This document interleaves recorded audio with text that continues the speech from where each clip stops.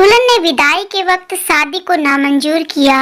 शादी के बाद विदाई का समय था। सीमा अपनी माँ से मिलने के बाद अपने पिता से लिपट कर रो रही थी। वहाँ मौजूद सब लोगों की आंखें नम थी। सीमा ने घूंघट निकाला हुआ था। वह अपनी छोटी बहन के साथ सजाई गई गाड़ी के नजदीक आ गई। दूल्हा राकेश अपने खास मित्र के विकास के साथ बातें कर रहा था। विकास, यार राकेश, सबसे पहले घर पहुंचते ही होटल अमृत बाग जाकर बढ़िया खाना खाएंगे। यहाँ तेरे ससुराल में खाने का मजा नहीं आया। तभी पास में खड़े राकेश का छोटा भाई रमन बोला, हाँ यार, पनीर कुछ ठीक नहीं था और रसमलाई में रस ही नहीं था। और वह ही करके जोर से हंसने लगे।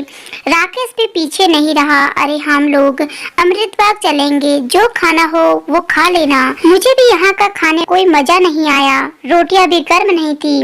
अपने पति के मुंह से ये शब्द सुनते ही सीमा, जो घूंघट में गाड़ी में बैठने के लिए तैयार थी, वापस मुड़ी। गाड़ी का फाटक को जोर से बंद किया।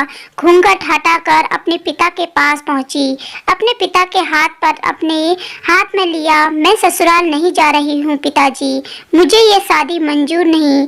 ये शब्द इतने जोर से कहे कि सब लोग हक्के बक्के रह गए। सब नजदीक आ गए।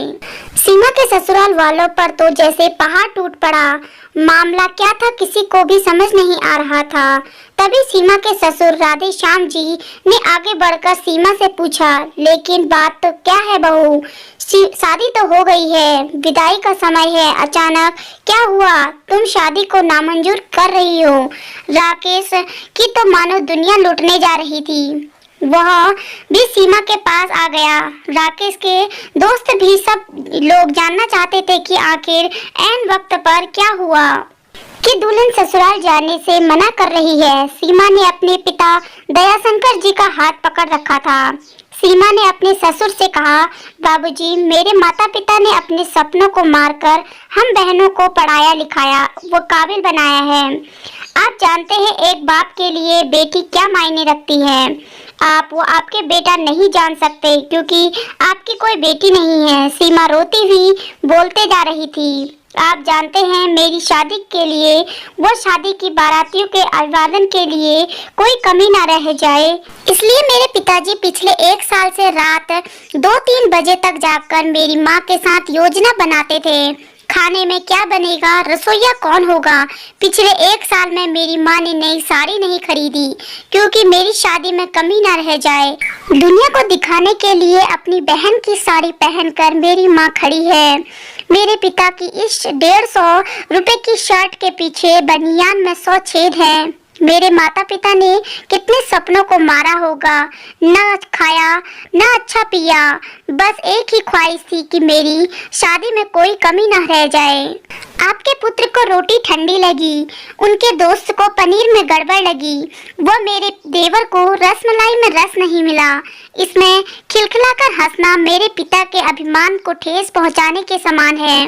सीमा हाँफ रही थी।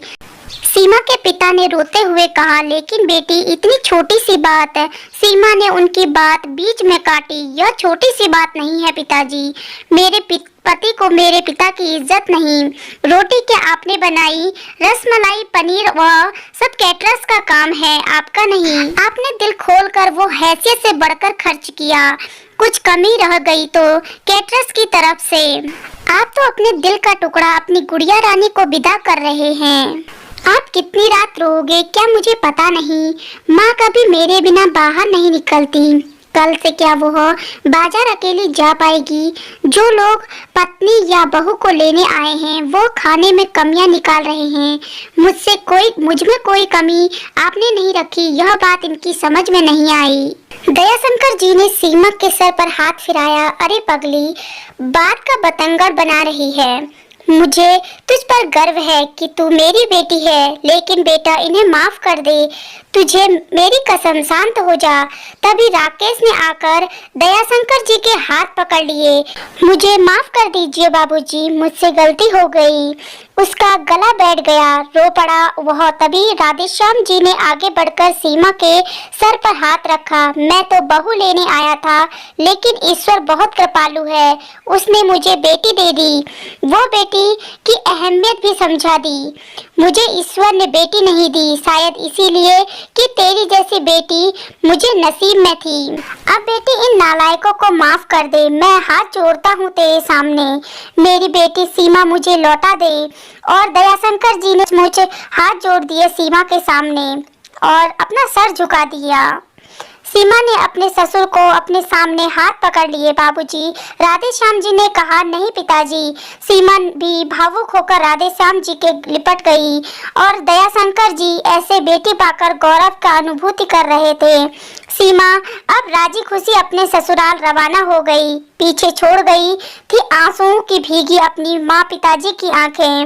अपने पिता का वह आंगन जिस पर कल तक वह चहकती थी, आज से इस आंगन की चिड़िया उड़ गई थी किसी दूर परदेश में और किसी और पेड़ पर अपना घोंसला बनाने।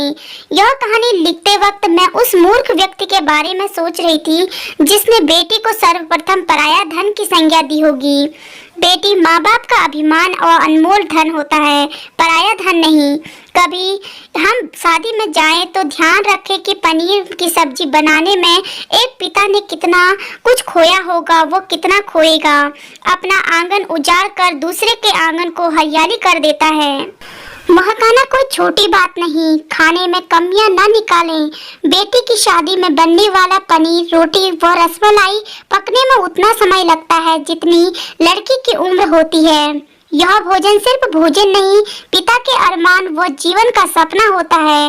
बेटी की शादी में बनने वाले पकवानों में स्वाद कहीं सपनों को कुचलने के बाद आता है, वो उन्हें पकने में सालों लगते हैं। बेटी की शादी में खाने की कद्र करें।